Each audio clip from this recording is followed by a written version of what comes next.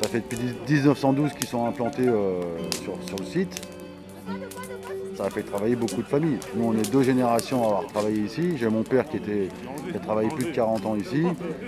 Moi qui suis à 34, quand tu fais le calcul, on est pas loin des 80 années de passer chez Giffrère. Moi, je suis de Dessines, oui. J'habite Dessines depuis l'âge de 6 ans. J'ai 46 ans, ça fait 40 ans. Mes 3 enfants sont nés à Dessines. Ouais, bah, oui. On a des photos dans 1900 où il y a l'usine et Charpuis avec l'église. Et tout le reste de Dessines s'est construit après. Dans la société, là, on a quand même plus de, je pense, la moitié qui ont dépassé les 20 ans d'ancienneté.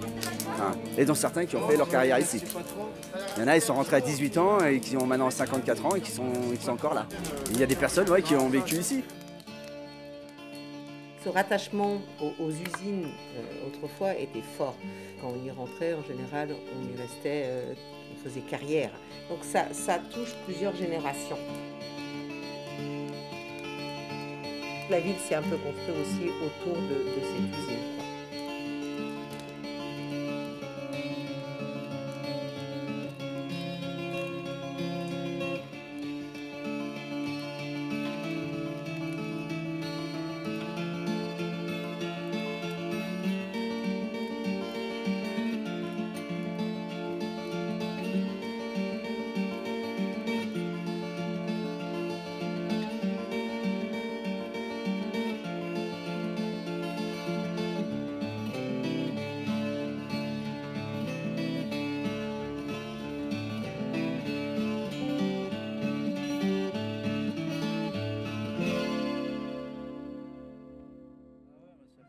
Ans que je suis là, moi.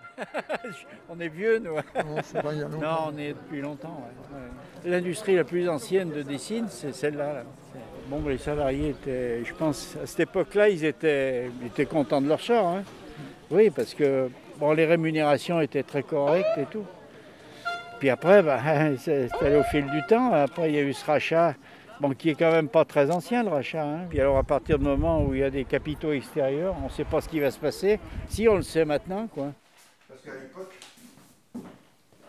ça c'est mes documents sur Giffrère. J'ai toujours connu là-bas. Parce qu'à un moment, j'ai travaillé là-bas, comme étudiant, en 62, 63. J'étais ouvrier, quoi.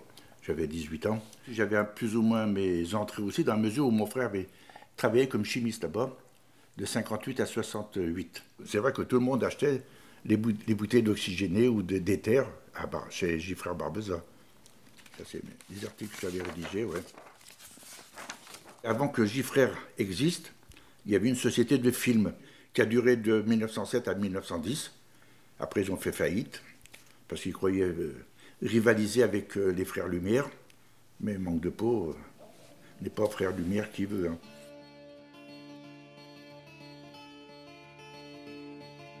En fait, il y avait 2 usines très importantes. C'était l'usine de la soie, c'était immense aussi. Quand l'usine a été créée, je crois qu'il y avait 3000 habitants. Et d'ailleurs, c'est le patron qui avait fait venir des Arméniens de Grèce pour les faire travailler ici. L'usine Ginou n'a rien fait de spécial, n'a pas transformé du tout Dessines. L'usine de la soie, oui, parce que l'usine de la soie a créé carrément un quartier, le quartier qui se trouve pratiquement ici. C'est tout le patron qui a fait construire toutes ces maisons. Il a fait construire une école, il a fait construire une église, il a fait construire un patronage, enfin il a fait construire beaucoup de choses. Les frères Gignoux sont restés à peine quelques années, ils sont restés même pas 10 ans, quoi. C'est tout Barbeza qui a dirigé l'usine, en fait. On dit Gignoux frère, mais en fait c'est tout Barbeza, le père et le fils. Le père est mort en 1946, je crois. Le fils est mort en 1999, et c'est après que les frères Verlinden sont venus pour acheter l'usine. Oui, ils veulent de localiser, c'est tout, c'est pas autre chose. Hein. Mais la société tourne très rond, bien rond. Hein. Ça, quand je suis allé en 2012, je suis retourné après, 2 ans après, en 2014, ça tournait encore très rond. Hein. Mais je ne sais pas pourquoi. L'exportation était en pleine expansion, parce qu'ils commençaient à exporter vers l'Asie là-bas. Donc, non, il n'y a pas de problème.